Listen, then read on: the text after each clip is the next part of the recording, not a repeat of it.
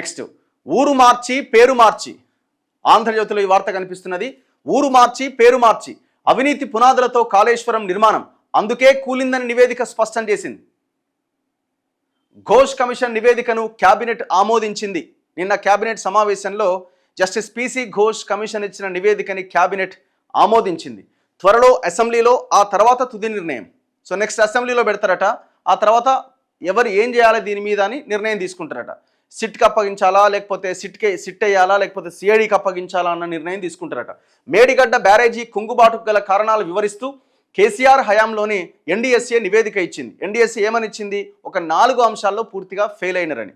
Maintenance కావచ్చు, quality కావచ్చు, design కావచ్చు, ఇట్లాంటి 4 అంశాల్లో పూర్తిగా ఫెయిల్ అయ్యారు ఇంజనీర్లు అండ్ గవర్నమెంట్. ఆనాడు లాలూచిబడి ప్రాజెక్ట్ని కట్టారు అని ఆనాడు national dam safety authority report ఇచ్చింది. కానీ కేసీఆర్ ఏమంటాడు? ఇది ఎన్డీఎస్ఏ రిపోర్ట్ కాదు, ఎన్డీఏ రిపోర్ట్ అంటాడు.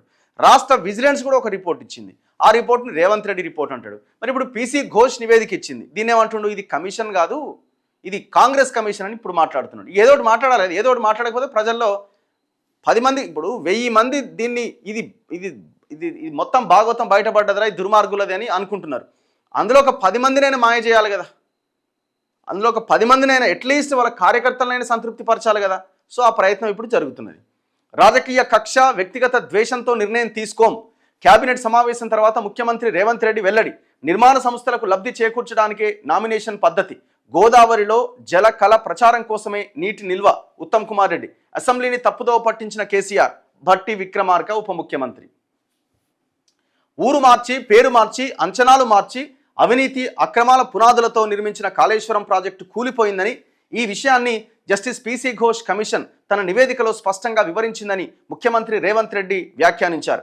ఇందులో ప్రజాప్రతినిధులు, ఐఏఎస్ అధికారులు, ఇంజనీరింగ్ నిపుణులు, నిర్మాణ సంస్థల గురించి చాలా విశ్లేషణాత్మకంగా పేర్కొందని తెలిపారు.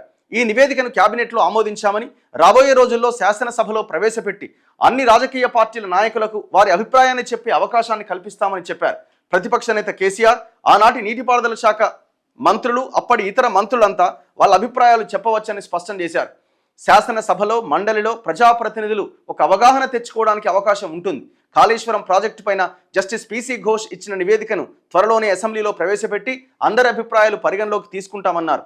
ఆ తర్వాత సిఫారసుల అమలుకు ప్రభుత్వం ఒక కార్యాచరణ ప్రణాళికతో ముందుకెళ్తుంది.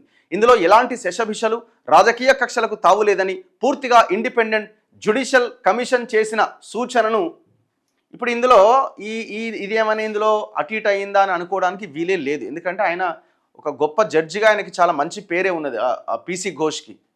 ఇది నేను అంటున్న మాట కాదు. లాస్ట్ నా ఇంటర్వ్యూలో వి ప్రకాష్ గారు కూడా అదే విషయం చెప్పారు. కేసీఆర్కి నేనే చెప్పినా, లేదు ఆయన ఇంతకుముందు నరసింహారావు మీద ఆయన ఏదో ప్రెస్ మీట్ పెట్టినప్పుడు మనం ఆ రకంగా మాట్లాడినాం, సరే దాంట్లో కొంత వాస్తవం ఉందేమో, కానీ ఏది విద్యుత్ కుంభకోణాల విషయంలో ఆయన మార్చేసారు కదా ఆనాడు. సో జస్టిస్ పిసి ఘోష్ చాలా జెన్యూను, ఆయన ఖచ్చితంగా జెన్యూన్ రిపోర్ట్ ఇస్తారు, వాస్తవాలే రాస్తారు. నేను కేసీఆర్ని విచారణకు వెళ్ళమని చెప్పినాను కూడా మన ఇంటర్వ్యూలో చెప్పడం జరిగింది. సో ఇంక అక్కడ ఇది కాంగ్రెస్ కమిషన్ అనో ఇంకోటనో దీంట్లో తప్పులు నేను అనుకోవడానికి వీలే లేదు. అండ్ దట్టు అందులో వాస్తవాలు కనిపిస్తున్నాయి. కుంగింది, కనిపిస్తున్నది. ఇప్పుడు కాదు, ఇది 2019లో కంప్లీట్ అయిన వెంటనే ఆ యాప్రాన్స్ కానీ ఆ కాంక్రీట్స్ కానీ మొత్తం కొట్టుకపోయినాయి.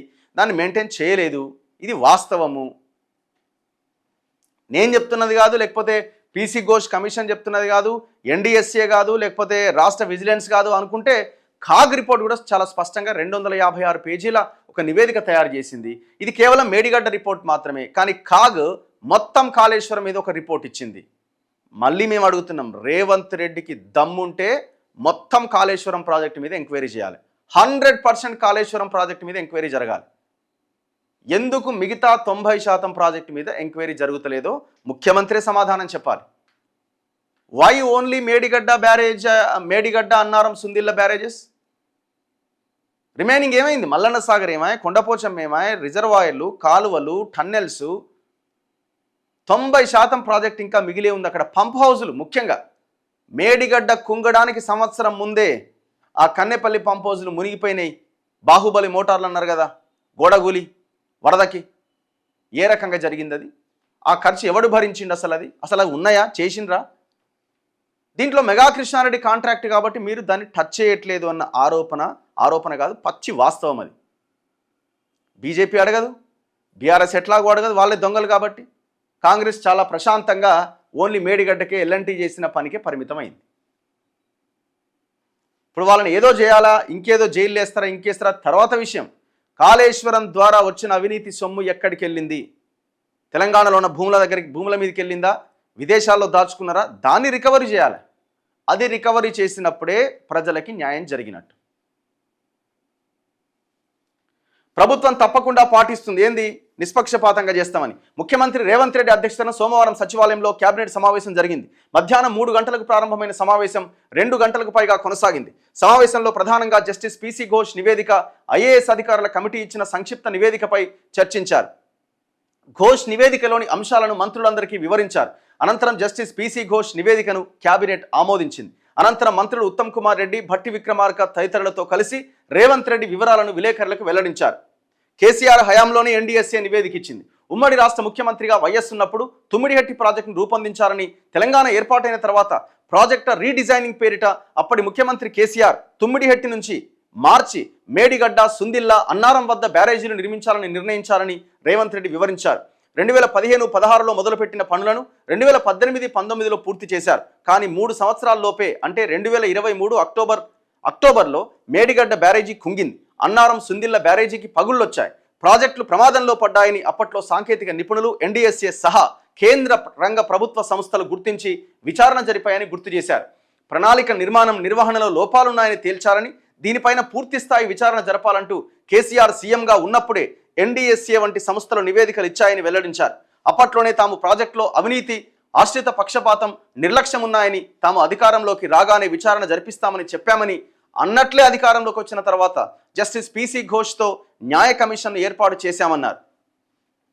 నివేదికను బీఆర్ఎస్ తప్పుపట్టడం సహజమే, అది కామన్గా జరిగేది. ఎందుకంటే వాళ్ళ మీదకి ఒక ఇది వచ్చినప్పుడు లేదు అంత మంచిదే అని చెప్పుకుంటారు, అంతకుమించి ఏం చెప్పుకుంటారు.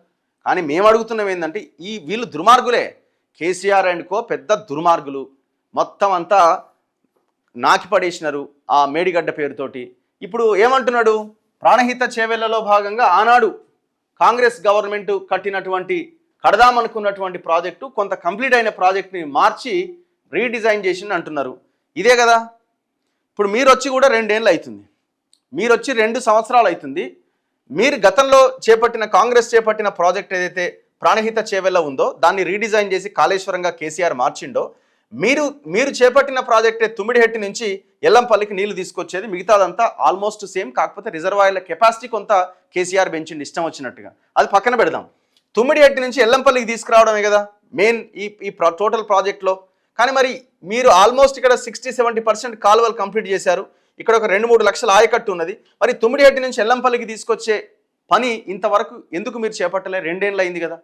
ఎందుకు ఆలస్యం చేస్తున్నారు? దేనికి ఆలస్యం చేస్తున్నారు?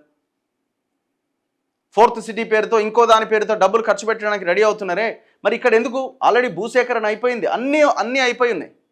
మరి ప్రయత్నం ఎందుకు జరగట్లే? మీరు ఒకవైపున ఈ కేసును విచారిస్తూ ఇంకొక వైపున ఈ పని చేసుకుంటూ వెళ్ళారనుకోండి, మీ క్రెడిబిలిటీ వచ్చేది కదా. ఇంకా ఇక్కడ కేసీఆర్ ఎక్కడ ఇరుక్కపోయిందంటే, ఈ తుమ్మిడిహెట్టి నుంచి ఎల్లంపల్లికి నీళ్లు తీసుకురావడాన్ని పక్కన పెట్టి, నీటి లభ్యత లేదు అన్న ఒక సాకు చూపించి ఇక్కడ నుంచి మేడిగడ్డ, ఇగో ఇక్కడ నీళ్లు బాగా దొరుకుతాయని ఈడికి మార్చిండు. ఇక్కడ నుంచి మేడిగడ్డ నుంచి అన్నారం టు సుందిల్ల టు ఎల్లంపల్లి, శ్రీపాద ఎల్లంపల్లి రిజర్వాయర్లో నీళ్ళు ఎత్తిపోసేది కేసీఆర్ ప్రాజెక్ట్. సో ఇక్కడి నుంచి ఇక్కడికి మార్చడం వల్లనే మేడిగడ్డ కుంగింది, ఇక్కడి నుంచి ఇక్కడికి మార్చడం వల్లనే అవినీతి జరిగింది అన్న లైన్ని జస్టిస్ పీసీ ఘోష్ కమిషన్ తన నివేదికలో పెట్టి కేసీఆర్ని అక్కడ అడ్డంగా బుక్ చేయడం జరిగింది. దొరికిపోయింది అక్కడ. ఇక మిగతాది ఆయన హయాంలో ఈ నీళ్ళు ఎత్తిపోయడం, ఈ గోదావరి వర్షాకాలం సమయంలో రావడంతో ఈ ఎత్తిపోసిన నీళ్ళన్నీ మళ్ళీ వదిలే ఈ గేట్లు ఓపెన్ చేసి మళ్ళీ తిరిగి నదిలో ఆ సముద్రంలో కలవడం, ఇదంతా రొటీన్గా జరిగింది. 162 టీఎంసీలు ఎత్తిపోస్తే దాదాపుగా 50 నుంచి 100 టీఎంసీల వరకు మళ్ళీ పోయి సముద్రంలో కలిసింది. అందుకే ఇది ఎత్తిపోతల కాదు, తిప్పిపోతలని ఆనాడే చెప్పారు. ఇంకా మనం ముందుకెళ్తే ఇప్పుడు రేవంత్ రెడ్డి కూడా ఒక అంశాన్ని ప్రస్తావిస్తాడు, మీరు గమనించండి. కాగ్ రిపోర్ట్ ఇచ్చిందని ఎందుకు చెప్తలేడు రేవంత్ రెడ్డి? రేవంత్ రెడ్డి కాగ్ రిపోర్ట్ ఇచ్చింది అని ఎందుకు చెప్తలేడు? ఇగో మన దగ్గర ఉంది ఆ రిపోర్ట్. రేవంత్ రెడ్డి నిన్న ప్రెస్ మీట్లో ఎన్డీఎస్ఏ రిపోర్ట్ చెప్తున్నాడు, రాష్ట్ర విజిలెన్స్ అంటున్నాడు, పీసీ ఘోష్ అంటున్నాడు, కంట్రోలర్ అండ్ ఆడిటర్ జనరల్ దేశంలో ఆడిటింగ్ వ్యవస్థలో అత్యున్నతమైన ఆడిటింగ్ వ్యవస్థ, ఇండిపెండెంట్ బాడీ ఈ కాగ్. కాళేశ్వరం ప్రాజెక్టు పనితీరుపై భారత కంట్రోలర్ మరియు ఆడిటర్ జనరల్ నివేదిక. దాదాపు 256 పేజీల నివేదికలో చాలా స్పష్టంగా అన్ని అంశాలను వీళ్ళు పొందుపరిచారు. ఇంతకంటే గొప్ప నివేదిక ఉంటుంది అని నేనైతే అనుకుంటలేను. చాలా అద్భుతంగా ఎట్టెట్లా ఏ రకంగా జరిగింది, ప్రాజెక్టు ఏం జరిగింది అన్నది చాలా క్లియర్గా ఉంటుంది టోటల్. మరి దీని మీద యాక్షన్ ఏది? వీళ్ళు టోటల్ ప్రాజెక్టు మీద ఇచ్చినారు. రేవంత్ రెడ్డి ఓన్లీ మేడిగడ్డకే పరిమితం అవుతున్నాడు. వై? దీనికి మీరు కారణం చెప్పి తీరాల్సిందే తెలంగాణ ప్రజలకి. ఎవడు అడుగుతలేడు, బీజేపీ వాళ్ళు అసలు అడుగుతలేరు. ఎందుకంటే వాళ్ళు కూడా ఇందులో ఇన్వాల్వ్ అయినారు కాబట్టి, వాళ్ళే పర్మిషన్స్ ఇచ్చినారు కాబట్టి. బీఆర్ఎస్ వాడు మొత్తం వాడే చేసిన వాడు అడగడు. మరి కాంగ్రెస్ వాళ్ళకి ఏమైంది? మీరు ఇందులో ఇన్వాల్వ్ ఉన్నారు. ఎక్కడున్నారు? మెగా కృష్ణారెడ్డి అన్ని పార్టీలకి డబ్బులు ఇచ్చిండు కాబట్టి ఆయనని టచ్ చేసే దమ్ము ఎవరికి లేదు. కేసీఆర్ 100 రూపాయలు తింటే కాంగ్రెస్ వాళ్ళకు రూపాయి పెన్షన్ల రూపంలో ఇచ్చిండు వాళ్ళకి వీళ్ళకి. 31వ తారీఖు ఇంటి గేటు ఆయన నిద్ర లేస్తాడో లేదో బ్యాగ్ వచ్చి ఇంటి ముందు ఉంటుంది. Every month pension. ఇక పొరపాటున ఏమైనా ప్రెస్ మీట్ పెడతా అంటే పెన్షన్. చూడండి, అన్నీ ఉన్నాయి ఇందులో ప్రతిదీ. మిగతా 90% ప్రాజెక్టులో జరిగిన అవినీతి మామూలు అవినీతి కాదు. ఒక్క మల్లన్న సాగరే దాదాపు 6,000 కోట్ల అంచనా వ్యయంతో కట్టిన రిజర్వాయర్ అది. మ్యాన్ మేడ్ రిజర్వాయర్ అది. అండ్ అది జన సమూహంలో కట్టిన రిజర్వాయర్ అది. భూకంప జోన్లో కట్టిన రిజర్వాయర్ అది. National geophysical research institution NGRI report లేకుండా కట్టిన రిజర్వాయర్ అది. 50 TMCల రిజర్వాయర్ అది. 50 TMCలు కట్టి ఇంతవరకు దాంట్లో 10 నుంచి 20 TMCలకు మించి నింపట్లే. ఎందుకంటే ఎక్కువ నింపితే ఏదేడ కొట్టుకపోద్దో, ఏమవుతారో జనం అని భయపడుతున్నారు. చూడండి ఎంత అద్భుతమైన ప్రతిదీ వాళ్ళు రాసుకుంటూ వచ్చినారు. నిన్న టోటల్ ప్రెస్ మీట్లో ఒక్కసారైనా ముఖ్యమంత్రి Revanth Reddy controller and auditor general report కూడా ఉన్నది, దాని మీద కూడా విచారణ చేస్తామని మాట్లాడిండా? వై మాట్లాడరు వీళ్ళు? మనం తప్ప ఎవరైనా అడిగిరా? పోనీ అదన్నా చెప్పండి. మనం తప్ప ఎవరైనా అడిగిరా? అడగరు. ఏ మీడియా అని అడిగిందా? అడగదు. ఇప్పుడు ఆయన ఆంధ్రజ్యోతి పెద్ద పేపర్ కదా, ఆంధ్రజ్యోతి, ఈనాడు, ఇవన్నీ పెద్ద పేపర్లు కదా. మరి కాగ్ రిపోర్ట్ ఏమైందని వాడు అడిగిండా?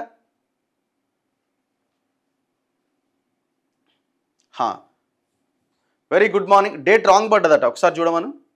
కరెక్ట్ డేట్ లేదా ఇవాళ? థంబ్నెయిల్ మీద కావచ్చు. Today 5th August. ఒక్కసారి చెక్ చేస్తారు. Thank you very much brother.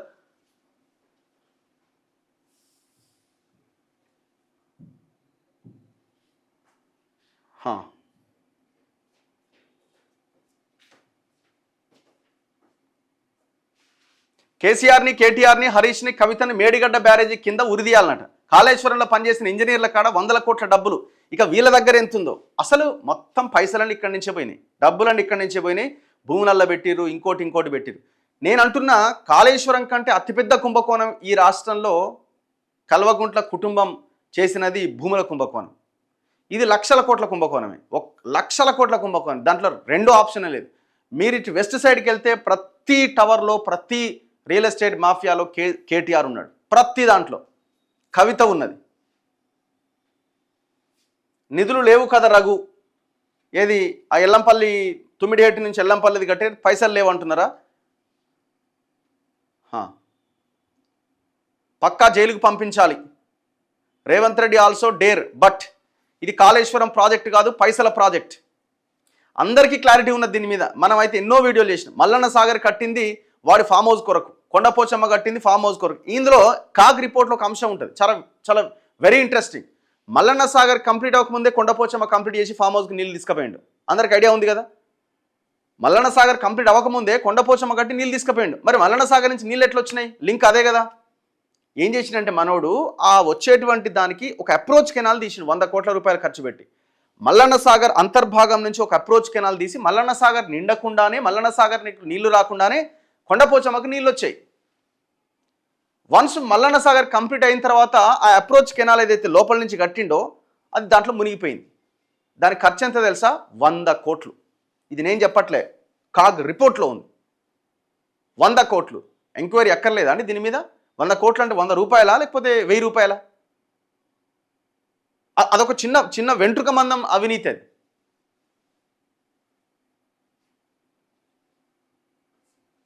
ఈ కాంగ్రెస్ పార్టీ వేస్ట్, ఏదో అనుకోకుండా అధికారంలోకి వచ్చింది, అందరూ దొంగలే, అధికారంలోకి రాగానే జైల్లోకి పంపిస్తామన్నారు, ఇప్పుడు ఏదీ లేదు. ఇప్పుడు రిపోర్ట్ తీసుకొని వీళ్ళని అరెస్ట్ చేస్తారా? కేసీఆర్, కేటీఆర్, కవిత, హరీష్ రావు వీళ్ళందరినీ లేకపోతే మనకేం లాభం ఏంటో. వాళ్ళ దగ్గర రాబట్టాలి కదా 1,00,000 కోట్లు. ఇప్పుడు వాళ్ళు జైలుకి పోవడం కాదు, మనకు ఆ తిన్న డబ్బులు కక్కియాలి. మెగా కృష్ణారెడ్డి గురించి ఎవరు మాట్లాడట్లేదు, మాట్లాడరు.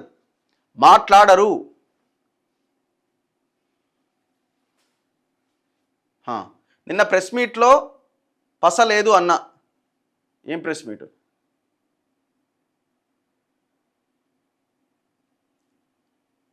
జాబ్ నోటిఫికేషన్ ఏవి అట?